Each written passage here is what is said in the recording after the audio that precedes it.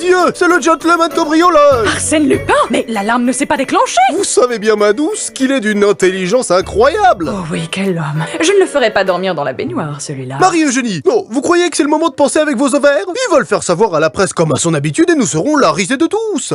Carte de visite, ruse habile et narcissisme dans les médias, c'est bien là la signature du gentleman cambrioleur français à la renommée mondiale. C'est cette fascination que Netflix a illustrée dans sa nouvelle série Lupin, où le héros, Arsène Diop, est un adepte d'Arsène Lupin et s'inspire de ses méthodes. Et ces méthodes, nous, on les adore parce qu'Arsène s'en prend aux gens qui se sont enrichis légalement, oui, moralement. Mais enfin, Marie! Vous croyez que c'est le moment de penser avec votre petite bite? De son noble du côté de sa mère, sportif hors pair et ayant fait de grandes études, gentleman le jour, malfrat la nuit, Arsène Lupin incarne la classe à la française dans la France de la Belle Époque. Ce personnage est né dans le cerveau de Maurice Leblanc en 1905, à la demande d'un éditeur qui lançait un périodique dans lequel il voulait des nouvelles policières à la Sherlock Holmes, qui cartonnait à l'époque. Et ça a super bien marché aussi. Leblanc a écrit ses aventures pendant près de 40 ans. Faut dire que je suis incroyablement classe.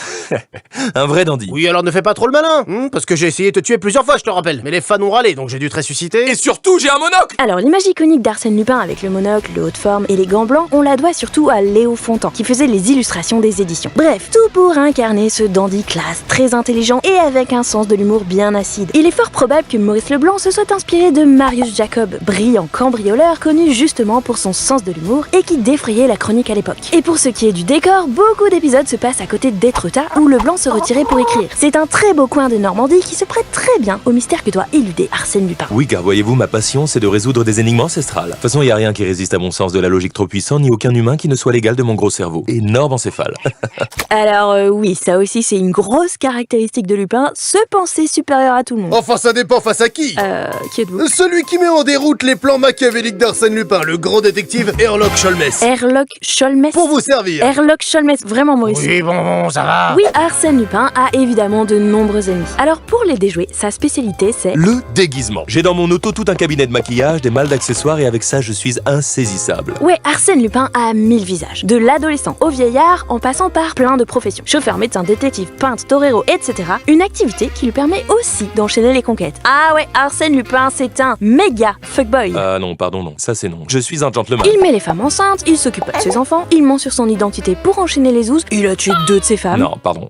C'est en fait la première fois là, c'était un accident, ça arrive à tout le monde. Et l'autre fois, c'était mon ennemi. Je respecte globalement les femmes. Même que l'autre fois, j'ai rendu le butin d'un cambriolage parce que je m'étais rendu compte que la victime était une femme que j'avais précédemment. Bref, pas étonnant que beaucoup de ses anciennes conquêtes soient devenues ses ennemis. Ce sont d'ailleurs souvent les femmes qui le mettent en difficulté. Ouais, c'est moi la première qui ai découvert ses secrets, ouais. Le type, il m'a fait vivre un mois d'idylle passionnelle sur son bateau, on s'est associés pour résoudre une énigme, et une fois qu'on a trouvé le trésor, il s'est barré avec une autre. Ah non mais fallait pas me la faire à l'envers, mon petit pote. Du coup, j'ai enlevé leur fils et j'en ai fait son pire ennemi.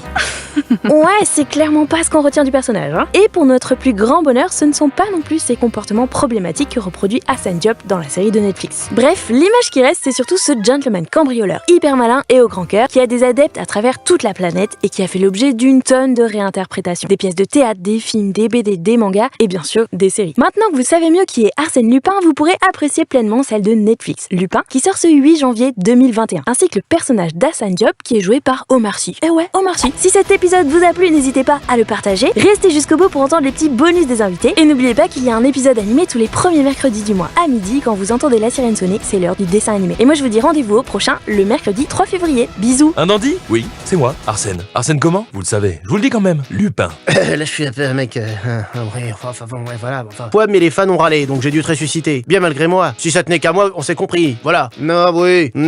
Oui. Ne pense pas que j'ai fait ça par amitié. Je dispose d'un monocle quand même, tout de même. Je veux dire, un monocle personnalisé, regardez. Vous avez un monocle, vous? Eh non, moi j'en ai un. J'en ai un. Ah oui, je peux me permettre de faire des fautes. Je suis Arsène. Oui, bon, ça va.